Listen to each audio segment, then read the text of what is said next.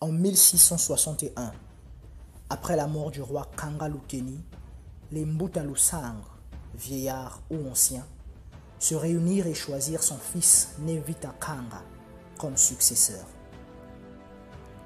Sa position sur la continuité de l'annulation des accords avec le Portugal sur l'exploitation du cuivre dans la colline de Ndembo, l'or et d'autres ressources du royaume Congo était claire. Le roi Afonso VI du Portugal décida donc d'attaquer le royaume Congo le 29 octobre 1665. À la tête de son armée, Nevita Kanga lui-même est au front, avec ses 900 000 combattants. L'armée portugaise est dirigée par le général Luis Lopes de Squeira, qui avait l'appui des mercenaires Jagas. Ses troupes possédaient une artillerie sophistiquée. Malgré cela, le combat fut rude. Des deux camps des vœux furent perdus dans cette bataille. Nevita Kanga fut mortellement blessé. Plein de sang, le grand roi se redressa et transmit ses paroles à l'abbé Lubeladjo. N'oublie pas qu'à tes ancêtres, le grand seigneur à Congo avait dit Congo Tadi, Kabaswe Basinga. Ainsi tu poursuivras la guerre. Oh, vaillant fils du Congo, tu poursuivras la guerre jusqu'à la réunification totale du Congo. Ta guerre, c'est la guerre sainte de l'unité nationale du Congo et de l'intégrité de son territoire. Car le Congo s'étend, mais ne se meurt jamais. Congo Tadi, Kabaswe, Basinga. Oh, vaillant fils du Congo. Kanakuzingila, Kiaku, Kia. Après ces paroles, le roi mourra. Les militaires portugais arrivèrent sur le lieu. Ils trouvèrent son cadavre et coupèrent sa tête. Une pluie torrentielle avec tonnerre secoua le royaume Congo ce jour-là. Avec frayeur, l'armée portugaise fuirent pour Luanda avec la tête de Nevita Kanga pour glorifier leur saint.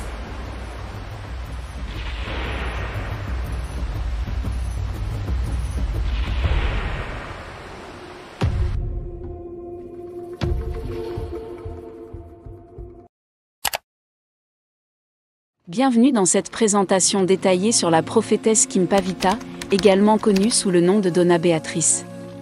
Kimpavita était une figure historique et religieuse marquante de l'Empire du Congo, qui s'étendait à l'époque du nord de l'Angola jusqu'à l'actuel Congo démocratique, ex-Zaïre.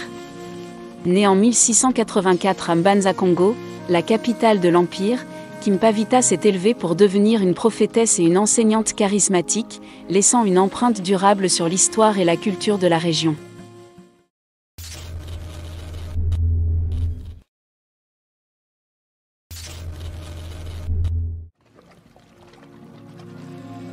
L'Empire du Congo était autrefois l'une des plus anciennes et plus remarquables entités de l'Afrique centrale. Dans son livre « Histoire de la civilisation africaine », l'anthropologue allemand Léo Frobenius avait écrit en 1911 que les premiers navigateurs portugais ont découvert dans l'Empire Congo une foule grouillante habillée de soie et de velours, de grands États bien ordonnés et cela dans les moindres détails, des souverains puissants, des industries opulentes, civilisées jusqu'à la moelle des os. Ce grand empire, arrosé par le fleuve Congo, bénéficiait d'un environnement fertile et comptait des régions aurifères ainsi que des mines de cuivre.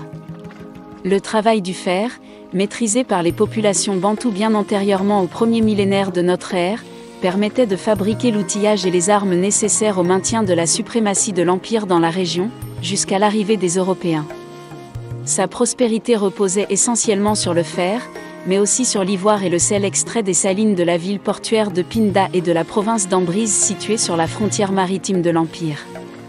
La forêt tropicale étant hostile à l'acclimatation des chevaux, le commerce, monopole d'État, se faisait à dos d'homme.